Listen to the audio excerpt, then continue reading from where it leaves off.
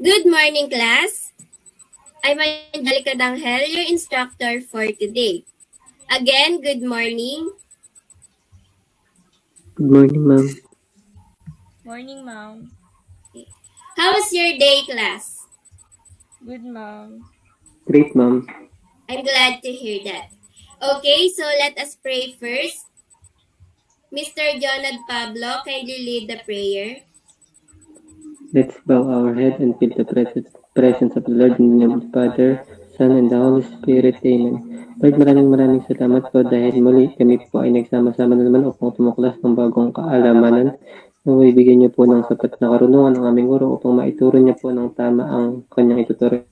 Ito po ang aming samot na langis na matamis na pangalan ni Jesus. Amen. Amen. Alright, class. Before we start, make sure that you are all comfortable in your chosen place or area. Let us remind ourselves of the rules that I have set in our virtual classroom. First, be on time. I want you all join our meet 5 minutes before we start. Next, keep your video camera on so that I can see all your beautiful and handsome faces. Mute your microphone until it is your turn to speak. Click the comment or unmute if you want to answer or if there is something that you want to say. Last, focus. Pay attention and be participative. Is that clear, class? Yes, ma'am. Yes, ma'am. Okay. To check your attendance, kindly open your camera and give your best smile. Ready? 1, 2, 3, smile. Okay, next. 1, 2, 3, smile. Okay, I'm glad that many of you are here. Before we proceed to our new lesson, let's have a short review on our last lesson last week. Class, what was our lesson last meeting? Gutierrez, ma'am. Ma'am. Yes, Miss Gutierrez. About the different dimension of health, ma'am. Very good. Now, can you enumerate the different dimensions of health, Miss Villasper? Ma'am, the different dimensions of health are physical, mental, emotional, environmental, moral, and social. Okay, let's see if your answers are correct. Okay, we have physical, emotional, social, environmental, mental, and moral. Okay, among the dimensions of health, which do you think is the most important, Mr. Pablo? Lahat po, ma'am. Very good. Excellent students, let's give yourselves a round of applause. Okay. Before we proceed to our new topic, I prepared a game. This game called Pick a Number. In each number on this screen, there is a picture attached. All you have to do is pick a number, then tell me what the picture conveys. Are you ready, class? Yes, ma'am. Yes, ma'am. Okay, let's start. Just pick one number. Ma'am, number 1 po. Okay, number 1. What do you think is the picture all about? Ma'am, stress out due to coronavirus. Okay, let's see if your answer is correct. Very good. Stress out of due coronavirus. Next, Number 3, ma'am. number 3, Mr. Pablo. Happy students, ma'am. Okay, let's see. Very good. Happy students. Next, Ma'am, number 4 po. number 4. What do you think is the answer, Miss Villasper? Students improve their performance task. Okay. Very good. Students improve their performance task.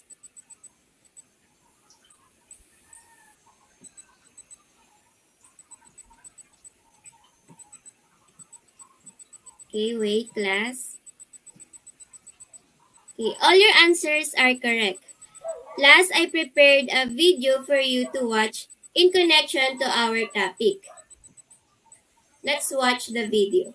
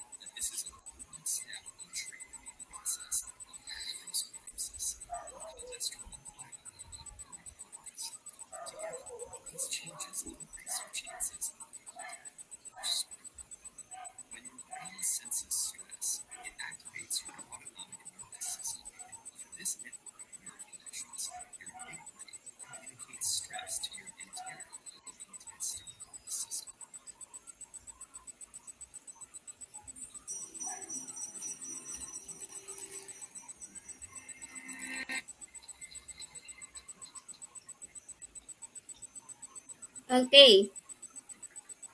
What was the video all about? Miss Tabios. Ma'am, about po sa epekto ng stress. Okay, that's right. You have watched the effect of stress to our body. Have you been into a situation wherein you experience too much stress? Yes, ma'am. Okay, if yes, what did you do? If you haven't, what will you do if you suffer from too much stress? And this will be our topic for today. Interesting, right? Yes, ma'am. Ma'am. Okay. Our topic is types of stress, eustress versus distress. One concept linked to mental and emotional health is stress. It is an avoidable reality of life, but it's not always a bad thing. It has both positive and negative. Okay, what is stress? Will you please read Miss Villasper? Stress is your mind and body's response or reaction to a real or imagined threat, event, or change. The threat, event, or change are commonly called stressors. Okay. Stress can be defined as any type of change that causes physical, emotional, or psychological strain. Stress is your body's response to anything that requires attention or action. Can you please read Mr. Pablo? Okay po, ma'am. Some stress is good and can trigger your fight or flight mechanism to help you handle emergencies, but too much stress can have a serious consequence for your health. Okay. Stress is not always a bad thing in life. In layman's understanding, stress is often viewed in a negative light. Little did we know that stress also has two sides to it. There are two types of stress, the eustress and distress. Okay, eustress. Will you please read Miss Tabios? Eustress, positive form of stress having a beneficial effect of health, motivation, performance, and emotional well-being. Okay. Stress having a beneficial effect on health, motivation, performance, and emotional well-being, such as promotes our vacations, feel-good chemicals called endorphins are released. Okay. Next, will you please read Miss Gutierrez? Eustress contributes to motivating, helpful, positive kind of stress that makes you even more productive and goal-driven. Eustress is a kind of stress that is good for you.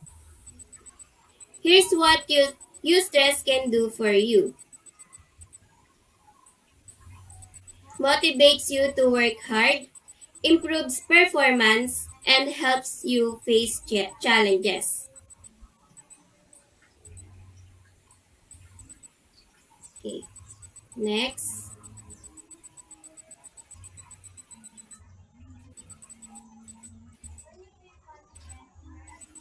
When you feel confident in your ability to overcome the stressor, you're more likely to experience positive stress.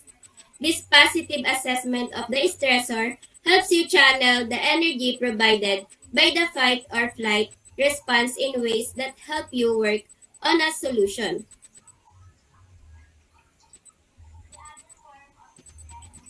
The other form of stress is distress.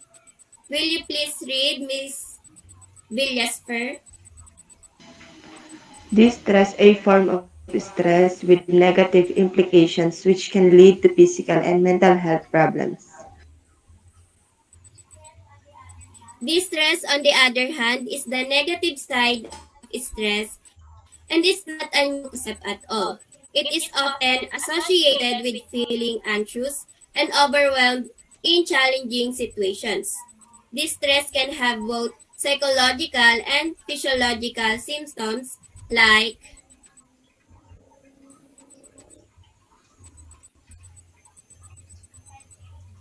headache, body ache, inattentiveness, irritability, inability to function. Okay? Will you please read Miss Tabios? Distress, caused when a person assumes that stressor or stressors are not within their control or ability to fix or change. People who experience distress tend to feel overwhelmed and helpless, and because they haven't found the actionable solution, tend to revent or worrying and other unproductive responses.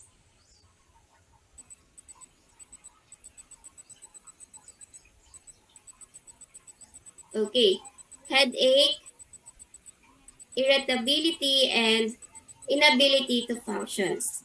Cause of distress. Next, ways to prevent distress and promote eustress. Okay.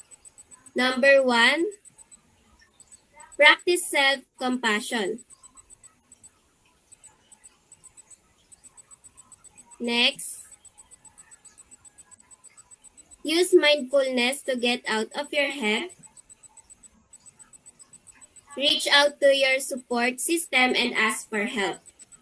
Use relaxation techniques to help you regulate stress in the moment. Last, increase physical activity to create an outlet for stress.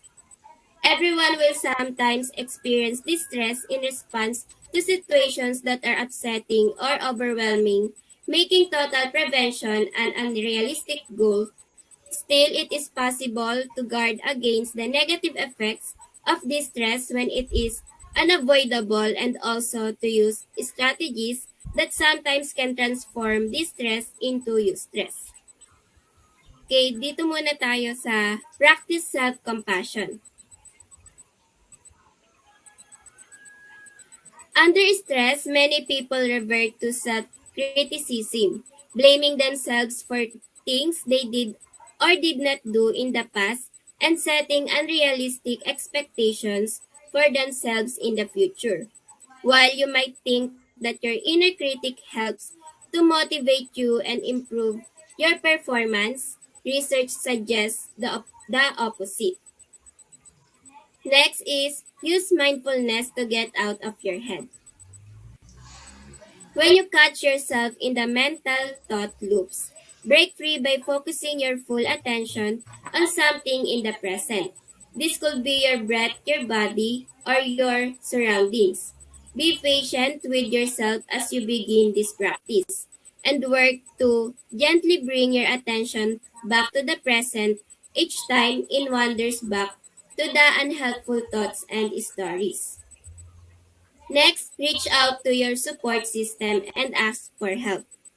Make a point to reach out to the people you can trust. Tell them what you are going through and ask for the help and support you need.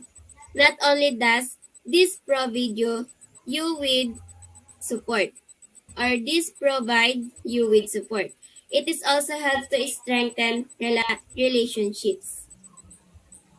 Next, use relaxation techniques to help you regulate stress in the moment.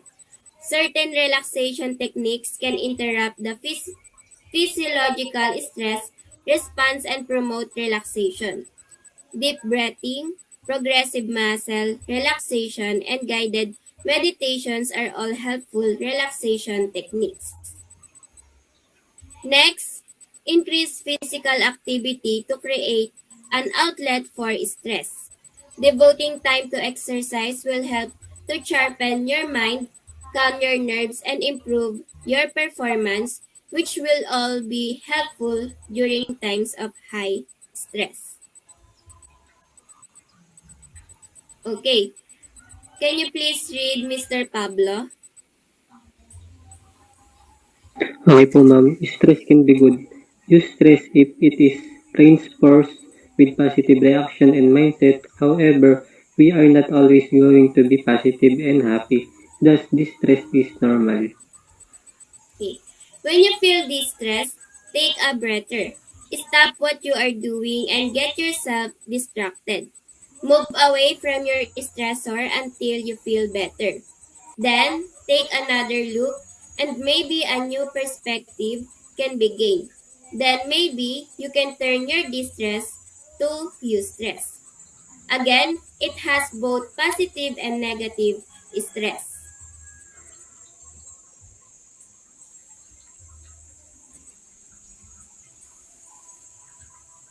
Do you understand the lesson, class? Yes, ma'am. Okay, very good. Now, let's us proceed to your activity.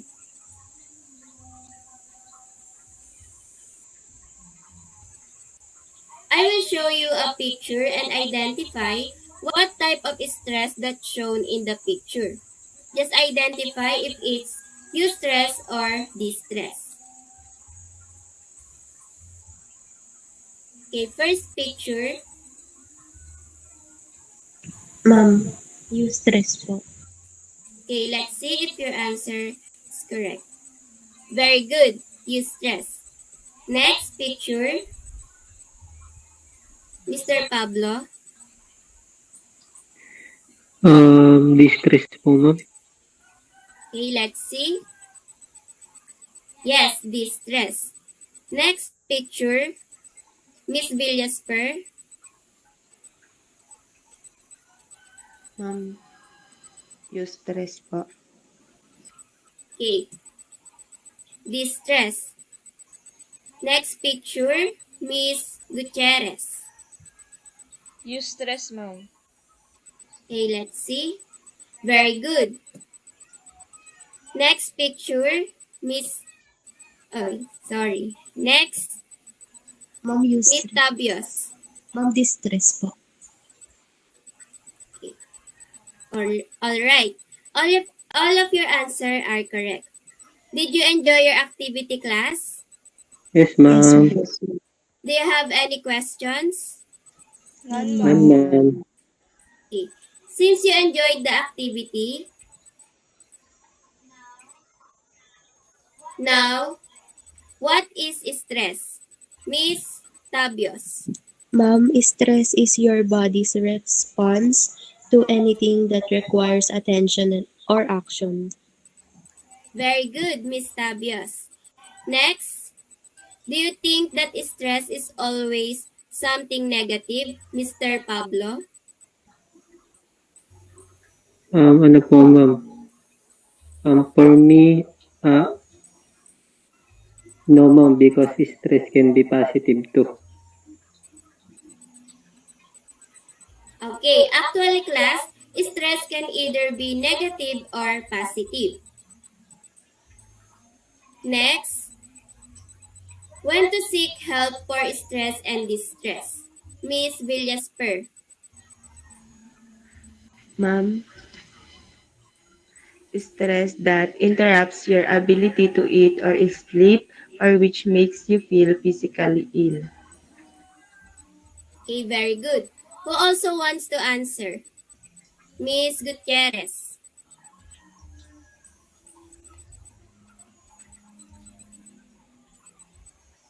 Yung ano po, being unable to concrete focus and function normally because of the high level of stress po.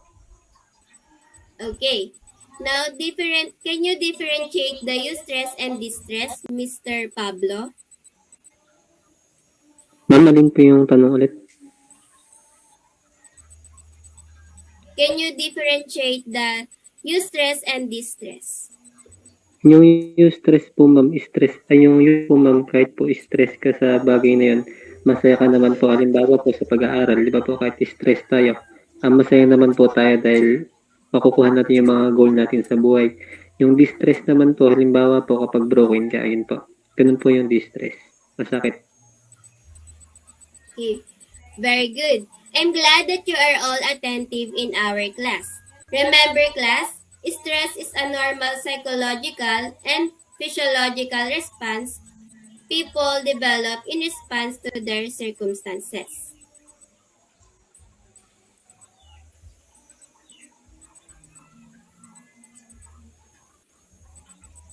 Next. For your individual tasks, students will create a poster making with the theme Stress Prevention, Program, and Health. Materials to be used in poster making are 1/2 illustration board, oil pastel, marker, watercolor, and so on. This is how you will be graded. Okay. For the category, required elements, labels, graphics, relevance, and attractiveness. For the highest score, the poster included all required elements as well as additional information. 3. All required elements are included on the poster. 2. All but one of the required elements are included on the poster. And for the lowest score, several required elements were missing.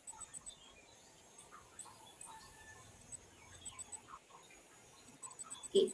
For your assignment, I prepared a simple video clip for you to have an idea on your assignment. Let's watch this video.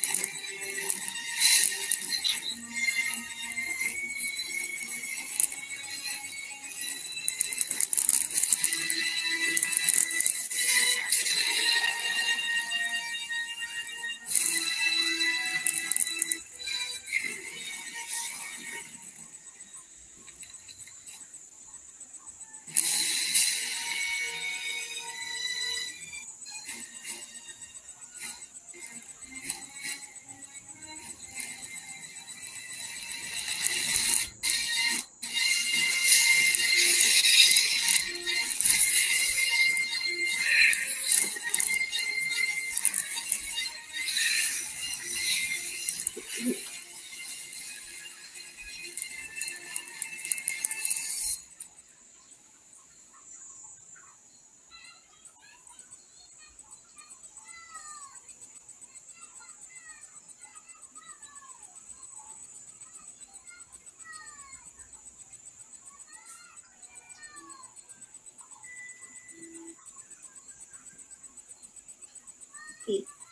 Direction.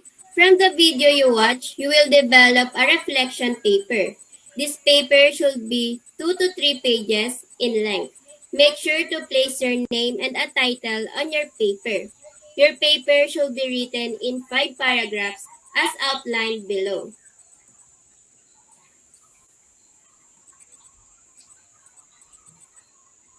Okay. Okay, before we end, I will leave you a simple yet powerful quote.